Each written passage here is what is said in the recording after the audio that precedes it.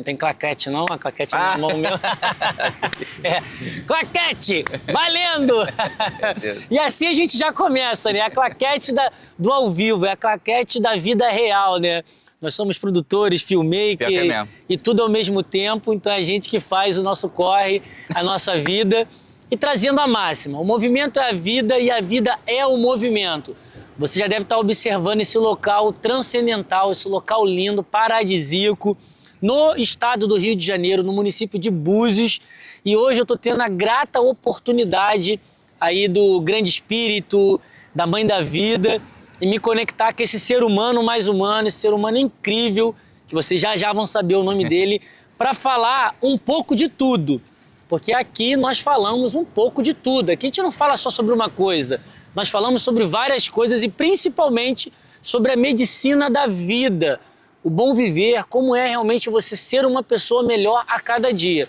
E desde o primeiro momento que eu me conectei com ele, online, ao vivo e depois online e ao vivo, eu já percebi essa potência que é esse ser humano que está aqui do meu lado. E ele vai poder hoje contar um pouquinho só da trajetória e da história dele, que é uma história muito longa, a gente ficaria aqui com um episódio de horas e horas, mas vamos tentar trazer um pouco dessa perspectiva desse ser humano mais humano, que já vai estar falando com a gente e contando um pouco da história dele. Primeiro eu queria te agradecer pela oportunidade, né, pela abertura. Ele tem uma agenda assim muito apertada e ele cedeu esse tempo dele para a gente vir aqui e conversar um pouquinho. Sem mais delongas, estou aqui hoje. Como você gosta de ser apresentado? É melhor você se apresentar por si próprio. Fique à vontade. Pô, cara, tô um pouco nervoso, mas tô muito agradecido porque,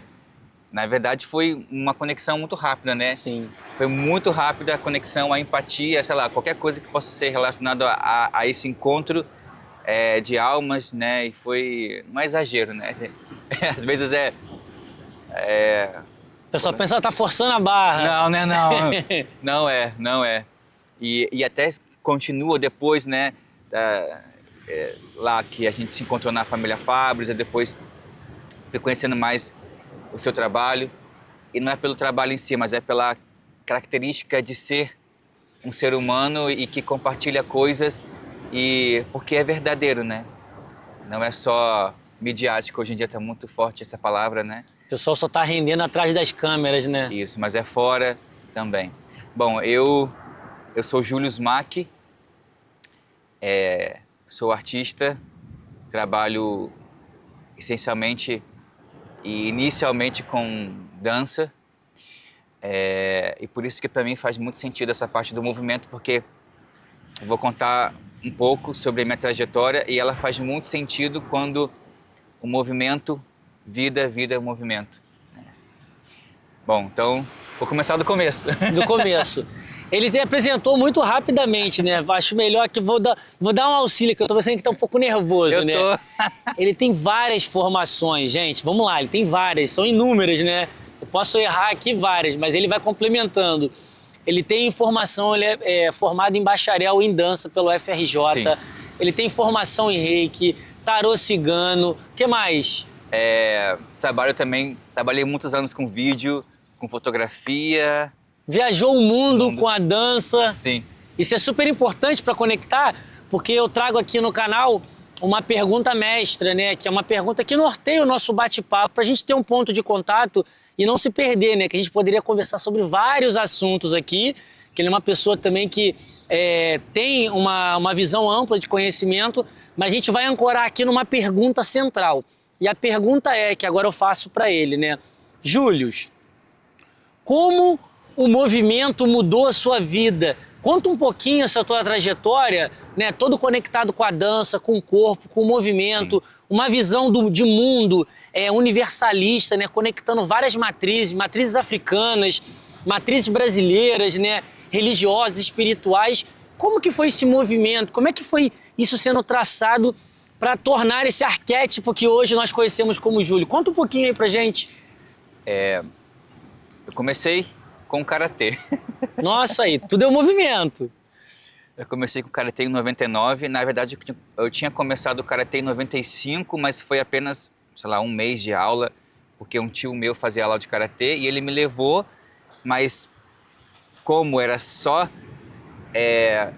viável fazer a aula porque ele ia, mas depois ele teve questão de trabalho e não foi mais. Então, deixei de fazer o karatê. Só em 99 que eu voltei a fazer karatê, mas foi lá no Espírito Santo, em Vila Velha, com uma professora chamada Adriana Pupim. Hoje ela não mais atua como professora, infelizmente. Mas ela tá viva, tá? Então, eu comecei o karatê e fiquei 2 anos muito mergulhado no karatê. Tipo, eu era muito viciado. Por exemplo, tinha aula segunda, quarta e sexta, à noite. Eu era tão viciado que eu falei com a professora que eu queria fazer todos os dias. Então ela colocou uma turma terça e quinta de manhã. Então eu fazia karatê de segunda a sexta. Lá no Espírito Santo, eu fiquei até sair de lá com a faixa laranja, né? E depois eu fui para Macaé. Só que quando eu fui para Macaé, o karatê era diferente, porque o karatê da onde eu vim, ele era muito disciplinado, tinha uma questão não só comercial como um campeonato. Uhum. E tão pouco comercial no sentido de mudar de faixa. Então eu era muito disciplinado, eu aprendi, me ajudou muito na parte da minha infância, naquele momento da minha vida, que era muito complicado, a parte familiar, muito complicada. Então o karatê me ajudou a me manter, inclusive, com a cabeça sã, Uhum. né? Inclusive aprendendo mais sobre disciplina, aprendendo mais sobre constância. A luta é incrível para isso, né?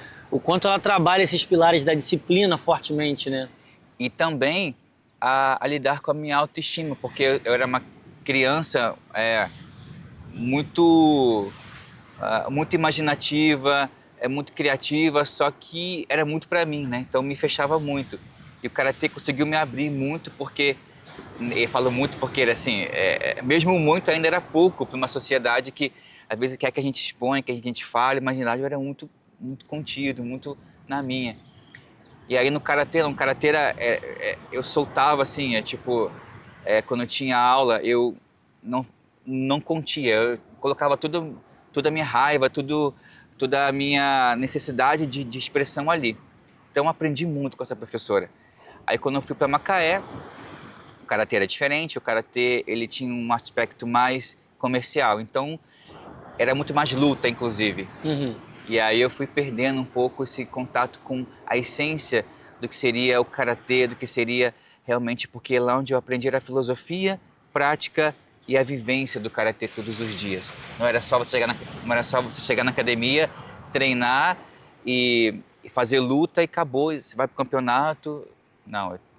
Aí quando cheguei em Macaé, tanto que o karatê da onde eu vim era bem diferenciado do karatê de Macaé, que na verdade eu nem sabia que existia pular de faixa. Lá em Macaé eu pulei de faixa, tipo da laranja para roxa. Uhum.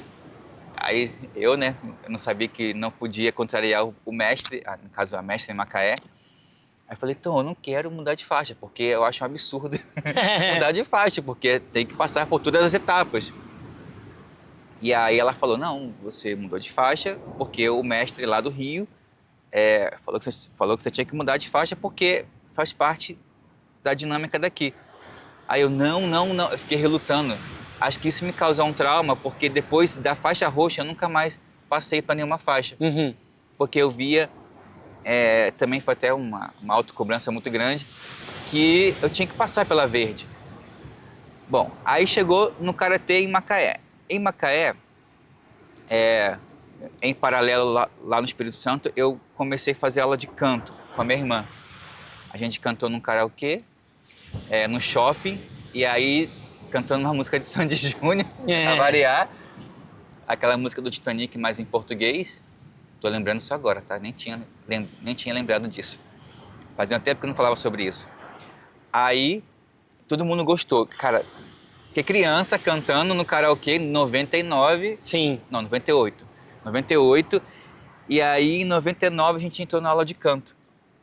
Aí começou a trajetória artística. Artística, né? Aí que começou no karaokê, olha que coisa inusitada, né?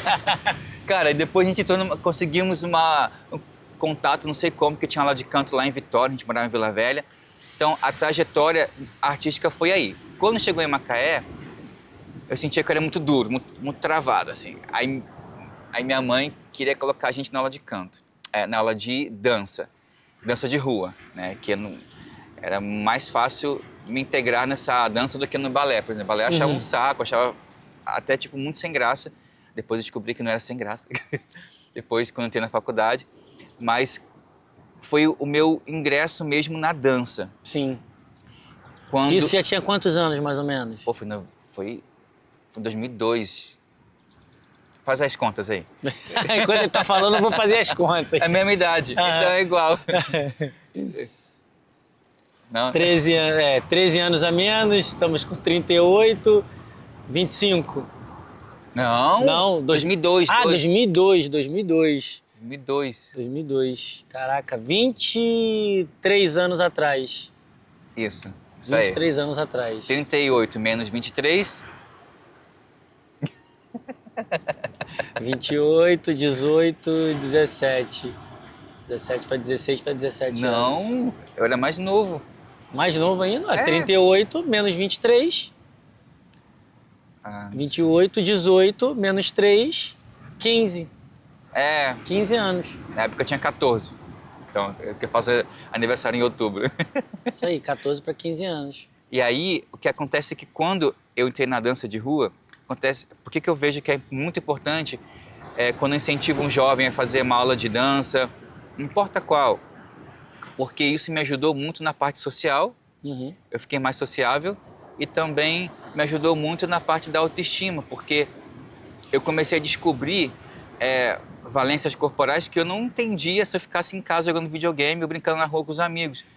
Foi ali que eu entendi que no karatê, que me formou a parte de movimento, a parte de mobilidade, a parte de alongamento, flexibilidade, velocidade, tudo isso que quando chegou na dança eu consegui colocar tudo isso de maneira muito mais organizada para um fim que tinha que conectar ritmo, espacialidade, criatividade também, porque tinha parte de improvisação. Aí tá, a dança de rua. E quando isso foi desenvolvendo mais e mais, em paralelo o karatê também estava acontecendo, e aí eu fui entrando em grupos que tinha nessa escola de dança. Aí começou desenvolvendo mais essa parte artística, que eu fui aprendendo, e em paralelo também eu cantava com a minha irmã. Maneiro. Eu cantava com a minha irmã, assim, eu cantava, era mesmo show profissional, mas eu cantava muito ruim naquela época. Olhando hoje, você fala, nossa! Era muito ruim. Mas, você tem uma ideia, naquela época, a gente cantava nos lugares e tinha muita criança. E às vezes até para sair, quando acabava o show, a gente saía assim, as crianças puxavam, as crianças, tipo, era louco. A gente cantou em muitos lugares aqui no Rio de Janeiro, muitos lugares. E aí então vem o karatê, e aí esse início da vida artística, né, vamos dizer assim, e aí você foi se aprofundando, e aí já de forma mais natural surgiu o interesse em fazer a faculdade de dança. Porque que... Então, aí, nesse lugar que eu fazia aula de dança, tinha vários grupos.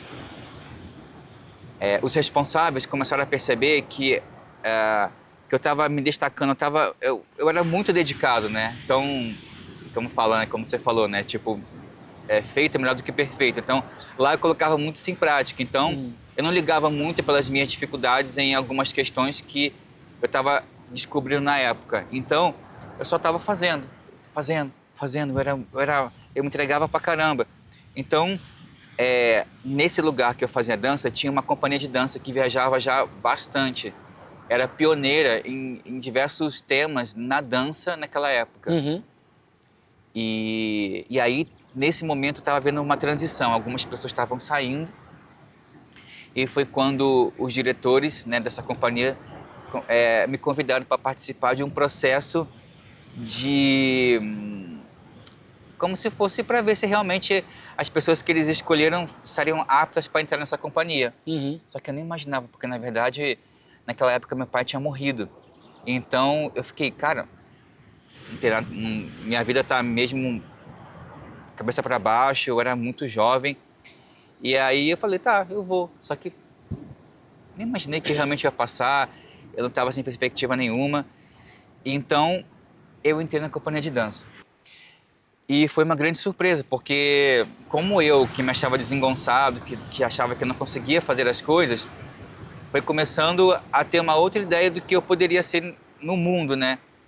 Até porque era uma companhia de dança que viajava, todo mundo dali já tinha uma imagem dela muito grande, muito... Já era conhecida, famosa, né? Assim, no circuito nacional e internacional já tinha um nome naquela época, nem tinha internet, né? Uhum. Então, foi o que me salvou, na verdade, naquele momento de luto. Você tem uma ideia? Foi tão forte para mim que eu fiquei 3 ou 4 meses sem memória. Eu não lembro de coisas que eu fiz depois que meu pai morreu. Só lembro se eu ver alguma foto. Gente, o que eu fiz nesse dia? Não lembro. Sim. 4 Apagou, meses. né? Nadinha. Então, eu entrei na dança profissional em 2007 e essa companhia a gente viajava o mundo inteiro. Fomos para França, para Espanha, Suíça, Suécia, Inglaterra. Fomos também para um país da África, Benin. Também para um país da Oceania chamado Nova Caledônia, também América Central, Guadalupe, também outros estados também do Brasil. E mais importante que dentro dessas viagens todas, eu aprendi muito que as pessoas viam muito mais coisas positivas de mim do que eu mesmo via. Uhum. Então o que acontecia é que eu não conseguia me ver como realmente alguém que dançava, que tinha realmente um potencial, porque me cobrava tanto, né? Como conversamos um pouco disso antes da gravação, que me cobrava tanto que eu não via que realmente Que você era bom naquilo que você estava fazendo, né? Exatamente. Pra você nunca estava bom, né? Nada. E tanto que e alguns espetáculos que tinham na companhia, para quem está assistindo, né, e já viu espetáculos de dança, ou até mesmo algum trabalho artístico, tem um protagonista, tem um antagonista e tem aqueles que fazem parte ali, que dá corpo, né, à cena. Cara, e eu fui muito protagonista em diversos trabalhos e eu nunca percebia isso. Uhum. Eu não tinha essa ideia porque eu estava me Essa cobrando ideia. tanto que eu nem falei, gente, eu tinha mais tempo de tela, Uhum. de tela do que muitas pessoas, e eu não percebia. Então, Que você era o destaque da coisa, né? em diversos trabalhos, e eu não via isso. Então, mas isso foi bom também por um lado, porque eu me dedicava tanto que nesse tempo da companhia de dança eu desenvolvi uma série de alongamentos que me ajudou muito nesses 4 anos. Eu fazia todo dia essa série de alongamentos durante 1 hora, todo dia. E eram alongamentos, né, que não necessitava tanto de um esforço, não precisava de muita amplitude. Era mais uma questão de uma postura e ficar ali por um tempo recebendo a atuação da gravidade e só respirando. Nesse tempo eu fui desenvolvendo isso, também fui desenvolvendo a parte mecânica em que eu assistia aos vídeos para aprender as coreografias anteriores. Então não tinha internet, não tinha todos esses recursos de vídeo, então eu tinha que voltar, assim, cada etapa demorava muito, então eu fui aprendendo na visão essa parte mecânica corporal para que eu pudesse não copiar, mas entendendo como que podia isso se referir no meu corpo. E aí vinha o karatê, que eu aprendi que eu era muito disciplinado, peguei essa experiência, coloquei na dança, aprendendo coreografias anteriores e aprendendo como que eu iria ser criativo com o meu próprio trabalho, que depois que eu entrei, a companhia foi criando outros trabalhos, né? Uhum. Então, eu fui trazendo esse Július criativo. Então, assim, eu aprendi muito também sobre a parte da cultura. Cada lugar que eu ia, eu aprendia sobre a dança, né? Que as pessoas, quando elas viam a companhia de dança, elas traziam que a cultura delas tinham como leitura, porque era um trabalho muito forte sobre violência. Então, cada lugar entendia a violência de maneira diferente. Na África, por exemplo, era uma maneira diferente de perceber a violência. Na Suécia, é totalmente diferente. Diferente. Na Espanha, que era um país mais... em Barcelona, que era um país, um lugar mais eclético, né, mais diversificado, uma outra visão. Então, eu fui aprendendo que a dança ela podia ser possível como profissão. Então, eu via que eu estava sendo limitado demais. Por mais que tinha sucesso, viajava muito, a gente ganhava em euros. Tem também muito isso, né, esse fetiche por ganhar em euros Sim. na dança, e que não é, na verdade, um fetiche tão longe de uma realidade que podia ser melhor fora do país, que, infelizmente, a dança fora do país, ela tem mais reconhecimento, sim. E na parte básica, por exemplo, se a gente criar um trabalho aqui no Brasil, para ter um reconhecimento, para a gente viver basicamente com tranquilidade, é um pouco mais complicado. Uhum. Lá fora, a gente consegue ter trabalhos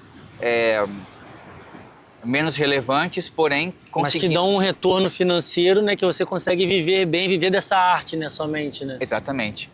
Então, não é um pensamento muito clichê, porque realmente é uma verdade. E aí daí, você estava trabalhando já profissionalmente, onde entrou a faculdade? Aí a faculdade já aconteceu ou não? Aí você vai e entra na faculdade, se forma... Então, na faculdade, aconteceu que eu sentia que eu estava reproduzindo muito o que os outros queriam, né? Eu sou um pouco rebelde nesse sentido de querer fazer, de querer experimentar o que eu posso ser nesse mundo sem copiar, né? Então, eu decidi sair da companhia de dança, até porque internamente já não funcionava muito, porque eram conflitos muito pesados, né, de relacionamentos das pessoas. Então, eu não aguentei e saí. E eu saí não só para sair, mas eu já estava pensando em fazer uma graduação em dança. Uhum. 6 meses depois, eu entrei na faculdade de dança, bacharelado em dança na UFRJ, e foi quando tudo mudou sobre o aspecto mesmo, não só de trabalho, mas como que isso iria mudar minha vida de verdade. Porque enquanto eu estava na companhia, eu estava reproduzindo, trabalhando, recebendo por isso e, ao mesmo tempo, vivendo muito no automático. E quando eu entrei na faculdade, isso mudou completamente, porque eu pude ser um outro Július. Eu pude... que quando você está num espaço por muito tempo, as pessoas te colocam um Patrick, né? O Patrick, ele é assim, assim, assado. Mas você acaba absorvendo esse personagem, né? Você vive aquele personagem que nem é mais você. Quem sou eu de verdade, né? E por mais que você se questione que não é mais você não consegue mais mudar isso, porque quando você tenta mudar, as pessoas começam a te questionar. Por que você está fazendo isso? Esses Júlios novos eu não quero aquele Júlio antigo. Júlios né? novos. Júlios novos, Não quero, eu quero um antigo. E eu não sabia também como me expressar, porque era colocado como Július introspectivo, Július que não sabia falar, Július que não sabia comentar sobre a companhia de dança, sendo que eu era o mais disciplinado, eu era que mais entendia sobre o movimento e não podia falar em público, porque na verdade eles não me colocavam ali. E também eu não sabia também como me colocar. Sim. E na faculdade eu comecei a entender que o movimento era muito mais do que só falar. E aí eu falei, bom, por que as pessoas falam que eu não sei falar? Então eu comecei a me questionar e trazer para tudo que eu fazia na faculdade, eu colocar a fala no meio da minha dificuldade, já que eu tinha facilidade com o movimento, então por que... Começou a desenvolver essa habilidade da comunicação através da fala, não só através do corpo, né? Exatamente. E nesse período da faculdade, eu comecei a sair um pouco daquele luto. Desde 2007 até 2012, eu estava ainda no luto do meu pai. Então eu falei, cara, eu não aguento mais ficar nesse luto, que é tristeza, que é uma saudade que machuca, que é uma dor que machucava, sabe, como se estivesse se abrindo. Uhum. Aí eu falei, cara, eu preciso mudar isso. Já que na companhia onde eu participava trouxe a violência como um material criativo para fazer aquele trabalho dança, por que eu também não posso trazer as minhas dores para o meu trabalho também? Então eu trouxe a saudade do meu pai E aí começou a se tornar um trabalho de pesquisa na faculdade e que depois se tornou um TCC. Que incrível. Porque em cada disciplina da faculdade, eu entrei em 2012 na faculdade, em 2013 comecei essa pesquisa e depois então, todas as disciplinas da faculdade eu tornei um laboratório para essa pesquisa. Inclusive, na faculdade eu comecei a ser referência sobre como que você pode trazer a sua pesquisa individual sem estar dentro de um projeto de pesquisa, que é uma coisa coletiva, mas você mesmo construir o seu próprio projeto dentro das disciplinas. Então você, sei lá, tipo, até mesmo na disciplina de anatomia, trazer como que o corpo, ele mesmo na sua inércia ali, entre aspas, né, dentro de um laboratório anatômico, a gente entendendo que o corpo, ele é múltiplo, né? Ele tem não só a sua parte de movimento, mas até mesmo quando ele vai deixando a sua vida, ainda assim existe várias vidinhas ali que tomam já o seu lugar na cadeia alimentar, na sua cadeia da vida, e aí começa ali. Então, como que isso vai se dando em cada disciplina? Disciplina de teoria, disciplina prática, nesses anos da faculdade. Então, eu fui desenvolvendo a temática ancestralidade a partir de tudo que eu estava vivenciando na faculdade. Então, Você fez a verdadeira praxis, né? Você correlacionou a teoria com a prática com a teoria. tudo. Uma coisa que estava realmente, que era uma dor muito presente, era a tua realidade, você com a oportunidade dessa convivência acadêmica, do desenvolvimento desse pensamento crítico, né? Crítico pedagógico, crítico emancipatório, você pôde correlacionar várias linhas de pensamento e todas elas permeavam e ultrapassavam, né? Transpassavam a sua vivência, né? Você fez uma conexão muito incrível, né? Por isso que muitos alunos daquela época começaram... Antes era mais trabalhos, que era muito famoso, os trabalhos de grupo de pesquisa, mas eu comecei nesse trabalho individual, muitas pessoas começaram também a fazer seus trabalhos individuais. E aí, porque eu não esperei chegar o momento do TCC para criar meu TCC. Você foi muito sagaz, né? Muito sagaz, porque geralmente o que acontece é o seguinte, né? Para quem ainda não cursou uma universidade, uma faculdade, um centro universitário, nós deixamos tudo para a última hora. O TCC, as horas complementares, né? Eu tive a oportunidade de cursar algumas graduações, né? Então, mas com o tempo a gente vai ficando um pouco mais sagaz, né? Mas no início, lá quando eu era jovem, eu cursei minha primeira universidade em 2005. Caraca! E aí, realmente é isso aí. Você vai deixando... Ih, caraca, o TCC, mas foi avisado desde o início. Então ele foi muito sagaz. Você teve uma visão além do alcance e já se adiantou, né? E tudo foi fluindo, né? Foi convergindo ali para aquela coisa final. Sim, inclusive nesse curso, né, na graduação em dança na UFRJ, o curso é à noite. Só que eu fazia com que o meu curso fosse integral, porque eu participava de algum grupo de pesquisa de manhã e outro de tarde. Então minha faculdade era basicamente O dia todo. o dia todo.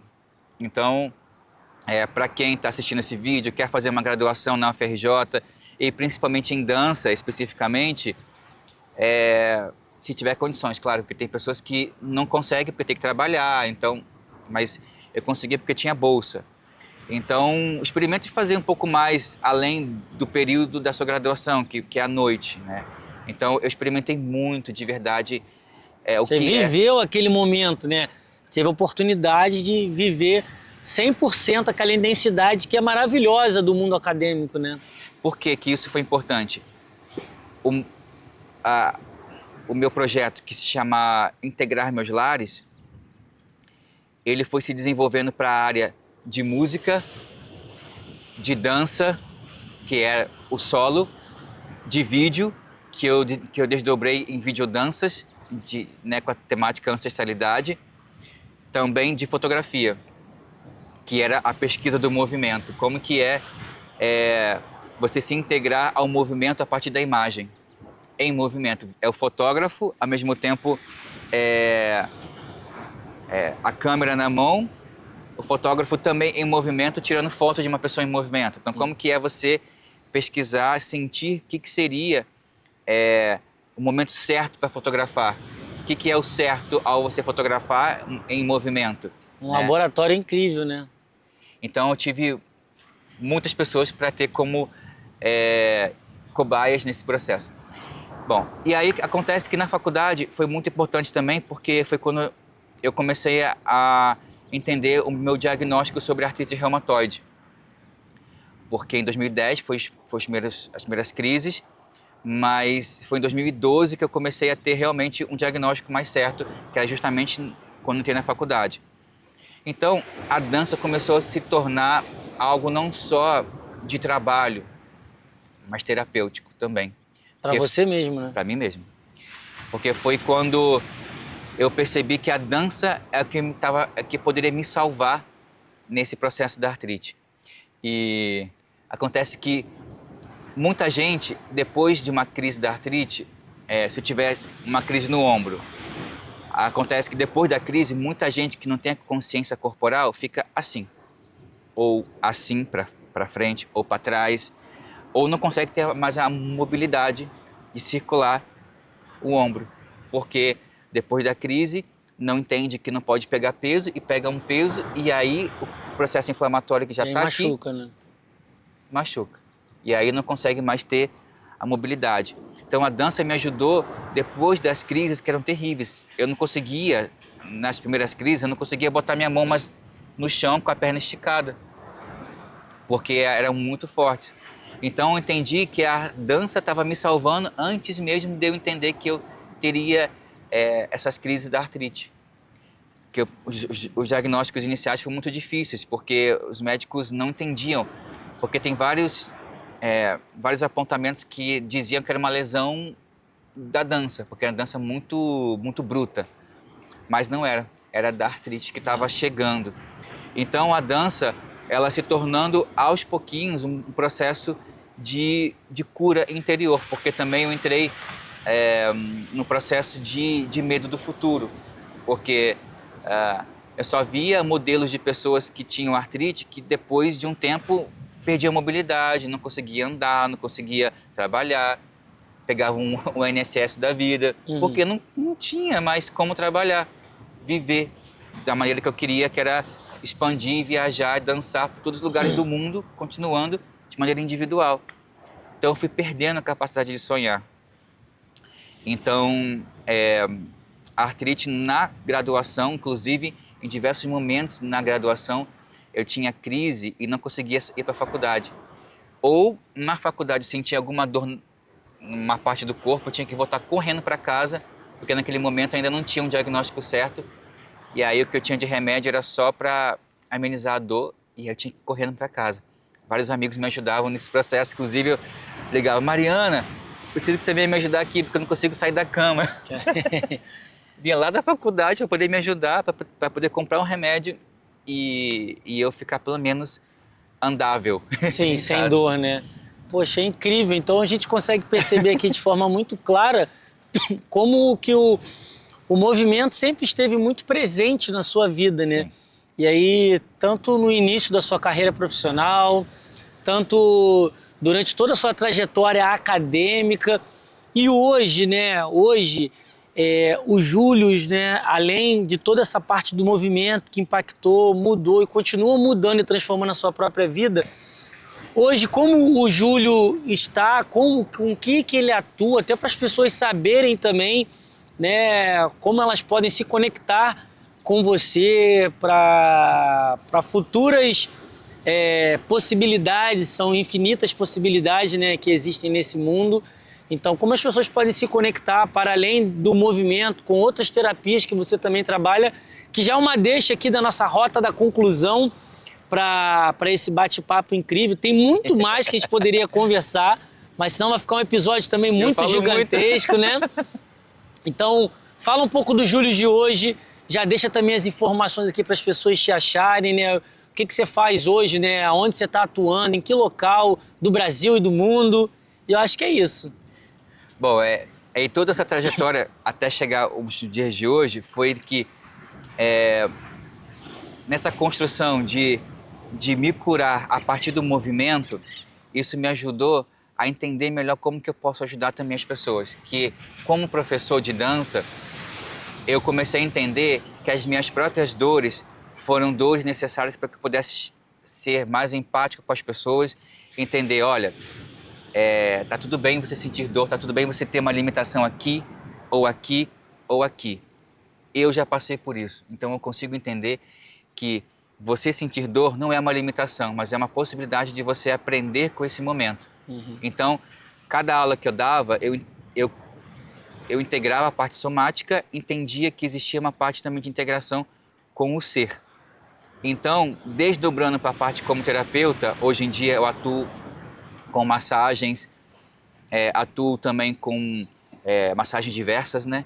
Inclusive, a massagem, eu me inspirei quando eu aprendi com a professora de karatê que os mestres que ela aprendia, com quem ela aprendeu, eles tinham dojo, e nesse dojo eles davam aula e faziam massagem. Nossa. Então, tipo, essa imagem até hoje fica muito fixa na minha cabeça. Então, era também um estudo energético do Chi, né, do Ki, né, do karatê. Então, esse Júlio terapeuta, ele integra toda essa experiência e mais ainda, porque eu entendi que ao me tratar também com outros terapeutas holísticos, eu voltei a sonhar. Que durante esse processo da artrite eu parei de sonhar, parei de ter vontade de, sei lá, de fazer coisas no futuro. Eu estava só vivendo no automático. Então, hoje eu trabalho com massagens, com esse intuito de integrar corpo, mente e espírito.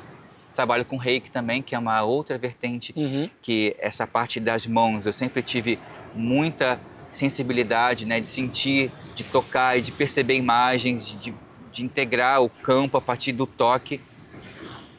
Então o Reiki veio como uma forma de exteriorizar essa capacidade e também ajudar as pessoas nesse sentido. O tarô cigano também, que aprendi com a minha mãe, que também é uma ferramenta de cura que eu tive, de integrar a minha mãe como uma sabedora, né? Como uma pessoa realmente que tem muito algo a ensinar para o mundo e reconhecer, não só julgar. Minha mãe é isso, minha mãe é aquilo, não sei o quê. Não, minha mãe é uma expert no tarô. Minha mãe tem anos e anos de estudo. Ela sabe, desde 95, ela está estudando e aprendendo, ajudando várias pessoas. Então, reconhecer isso nela. Então, eu aprendi, eu sou o discípulo dela, então isso eu compartilho com as pessoas porque é muito importante no meu processo de cura. E se está no meu processo de cura, eu tenho certeza que também ajuda outras pessoas. Sim. E tem o Barra de Axis também, que é uma prática muito, muito boa e que não integra energia, não integra nada nesse sentido mais místico, porque ela é muito prática e não tem relação para pessoas que são muito mais céticas. Então, toca na cabeça, ali ativa o sistema elétrico da pessoa, baixa as barreiras, reduz os julgamentos e você consegue ter uma vida mais leve, menos eu tenho que fazer isso, tenho que fazer aquilo, nem sem se culpar, sem culpar o outro. Então tem uma relação muito mais prática e fácil. Então esse Júlio hoje em dia atua aqui em Búzios, né, na Praia de Caravelas, especificamente aqui no Búzios Espiritualidade, no Recanto da Deva também. Então esse pedacinho do céu. Sim, essa praia aqui incrível que vocês estão vendo é aqui pertinho. Então, para mim é muito, muito importante fazer essas práticas porque me ajuda, inclusive, a me olhar com mais amor, né? E acho que é isso. Foi simplesmente incrível. Eu queria que a bateria da câmera durasse aqui pelo menos umas 2 horas. Eu falo muito. Pra gente conversar, continuar batendo esse papo. Daria pra gente desdobrar e seguir vários caminhos, né? Essas terapias que ele trouxe aqui, eu conheço todas, né? Não especificamente com o Júlio, mas também sobre a minha trajetória. E é muito interessante. Deixo aqui a oportunidade, se você quiser entrar em contato com o Júlio. Como é que as pessoas fazem para te achar? Tem um Instagram, como é que é site? Manda uma gaivota, faz um sinal de fumaça. Como é que é isso? Esqueci. Você usa telefone, e-mail, WhatsApp? Como é que é isso? Ainda assim. Eu esqueci de uma coisa também, que eu tenho um evento que se chama Morada. Morada é um evento que faço com uma certa constância também. Se a pessoa quiser levar também esse evento para o seu espaço. Boa, muito bom. até para uma dinâmica não só holística, espiritual, mas também para uma questão mesmo educacional, porque é um trabalho que integra não só os conhecimentos corporais, que eu trago diversas ferramentas, mas também uma consciência voltada para um reconhecimento do que tem aqui no Brasil, que eu trago algumas práticas de banho de ervas, que é um aprendizado que tem dos mais velhos aqui no Brasil, que quando você vai ver, tem um aspecto do vovô e da vovó, que aprendeu com quem? Com algum indígena ou com algum africano que veio até chegar na gente. Então, não só isso, tá, nesse evento, mas tem um pouco dessa pegada que pode ser ajustado para qualquer tipo de ambiente e proposta. Leve o Július até você. Para falar comigo, tem o meu Instagram, que é o @Brasil. Você tem mais de um, né? Tem Qual dois. o principal? Ah, tá. Então, o principal, que tem diversos temas lá, é o Brasil, com S, Pinoi, P-I-N-O-Y, que significa filipino em filipino, que é essa parte da integração, as minhas ancestralidades brasileira e filipina. E tem um outro Instagram que é @Julius, Julius, ou pai do Cris, Julius, MAC, M-A-C, Terapias. E tem o YouTube também. Nossa, olha aí, o homem tem muitas mídias, hein? Esse YouTube também é bom compartilhar, porque eu quero crescer mais ainda nessa parte do meu canal no YouTube, que é o Julius MAC Oficial. Lá no meu YouTube, se inscreva, curte também lá meu canal. Deixa o like, deixa o joinha. Tem vários nesse vídeos vídeo lá. aqui também, nesse vídeo aqui eu vou marcar todos os arrobas na descrição do vídeo para que você possa achar de forma rápida, certeira, o Július, aonde ele esteja, em qualquer lugar desse planeta. Sim. A não ser que ele viaje em outras dimensões também, né? Mas ele estando aqui, você consegue achar nesses arrobas que eu vou deixar aqui marcado. Július, muito obrigado mais uma vez pela sua oportunidade, pela abertura no seu tempo, na sua agenda, em você estar aqui. Foi incrível, incrível, incrível. Vamos marcar outros bate-papos desse para a gente aprofundar um pouquinho mais. Mas aqui eu acho que já ficou pontuado essa conexão e deu para conhecer um pouco essa trajetória incrível do Július e aprender muito com ele. Espero que você se conecte com esse vídeo. Se gostou, deixa um joinha, dá um like, se inscreve para esse vídeo chegar até mais pessoas, compartilha com um amigo, com uma amiga, com um familiar que pode aprender alguma coisa ou ter algum insight bacana a partir desse nosso bate-papo com o Július. Gratidão, irmão. Obrigadão, obrigado aí.